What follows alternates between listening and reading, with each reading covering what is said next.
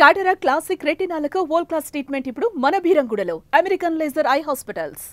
Prabhas fans ఎప్పుడెప్పుడు అని ఎదురు చూస్తున్నటువంటి రాజాసాబ్ ట్రైలర్ అయితే వచ్చేసింది. ఫ్యాన్స్కి ఒక మంచి ఫీస్ట్ అయితే ఇచ్చిందని చెప్పవచ్చు. 3 నిమిషాల 34 సెకండ్ల నిడివితో విడుదలైనటువంటి రాజాసాబ్ తెలుగు ట్రైలర్లో సినిమాకు సంబంధించినటువంటి అనేక అంశాలని దీంట్లో చూపించడం జరిగింది. దీంతో రాజాసాబ్ సినిమా యొక్క నేపథ్యం ఏంటి, ఏ రకంగా ఉంటుంది అనేటువంటి ఒక స్ట్రక్చర్ అయితే పూర్తిగా ఈ ట్రైలర్ చూస్తే మనకు కనిపిస్తుంది. అంటే ఇప్పటికే డైరెక్టర్ కూడా చెప్పడం జరిగింది, హర్రర్ కామెడీ ఓరియంటెడ్గా ఉండబోతున్నటువంటి చిత్రం. ప్రభాస్ కెరీర్లోనే మొదటిసారిగా ఈ జోనర్లో హర్రర్ జోనర్లో చేస్తున్నటువంటి ఫస్ట్ చిత్రం.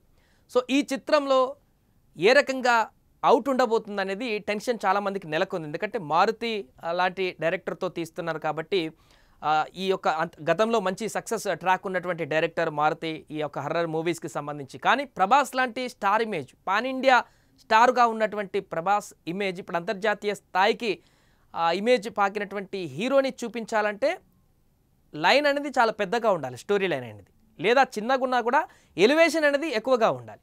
సో దీన్ని మారుతి చూపించగలుగుతారా లేదా అనేటువంటి ఒక డౌట్ ఉండేది అందరికీ. కానీ ఈ ట్రైలర్ తోటి పటాపంచలు చేశాడు మారుతి.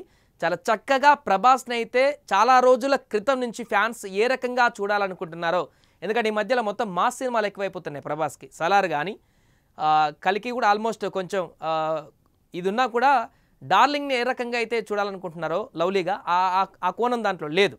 అంతకుముందు ఉన్నటువంటి ఆ సినిమాల్లో కూడా ఆల్మోస్ట్ ఈ రకంగానే మొత్తం మాస్ యాక్షన్స్ కనిపించాయి. కానీ ఈ సినిమాలో పాత ప్రభాస్ ఏ రకంగా అంటే అమ్మాయిలు ఏ రకంగా ప్రభాస్ని ఇష్టపడతారో ఆ లవ్లీనెస్ అనే దాన్ని ఇలా చూపించారు. దాంతోపాటుగా భయాన్ని, హర్రర్ని కూడా దీంట్లో చూపించడం జరిగింది.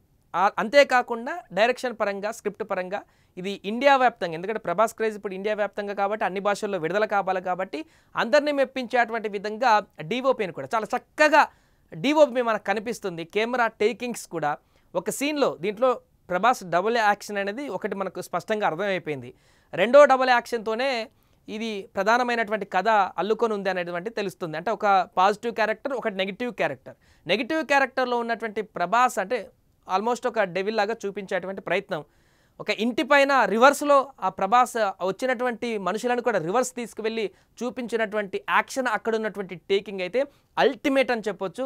అసలు ఇలాంటి టేకింగ్ ఇప్పటివరకు ఏ సినిమాలో కూడా చూడలేదని కూడా చెప్పవచ్చు. దీంతో సినిమా పైన ఎంత హార్డ్ వర్క్ చేశాడు మారుతి అనేది కూడా మనకు స్పష్టంగా అర్థమవుతుంది.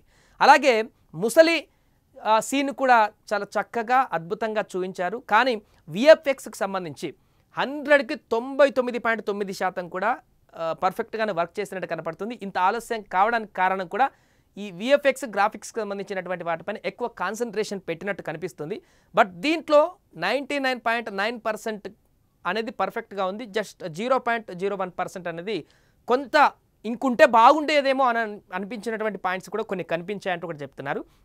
ఏదేమైనా కూడా ప్రభాస్ని అయితే ఏ రకంగా చూడాలనుకుంటున్నారో ఆయన అభిమానులు, అదే రకమైనటువంటి ఎలివేషన్స్ అయితే దీంట్లో పక్కగా ఉండబోతున్నాయి. కామెడీగా అతను చేసేటువంటి కామెడీని ఎలా ఎంజాయ్ చేస్తామో అది కూడా ఇందులో దొరకబోతుంది. హర్రర్ జోనర్లో కాబట్టి కొంత హర్రర్ ప్రియులకు కూడా అద్భుతమైన కనువిందు కలిగేటువంటి అంశంగా మారుతుంది. అండ్ దీంట్లో ఒక దయ్యాన్ని చూపించేటువంటి ప్రయత్నం చేసినట్టు కనిపించట్లేదు డైరెక్టర్. ఎందుకంటే డెవిల్తో పాటుగా సైంటిఫిక్ రీజన్తో కూడినటువంటి ఒక శక్తిని ఇంప్లిమెంట్ చేసినట్టు కనపడుతుంది.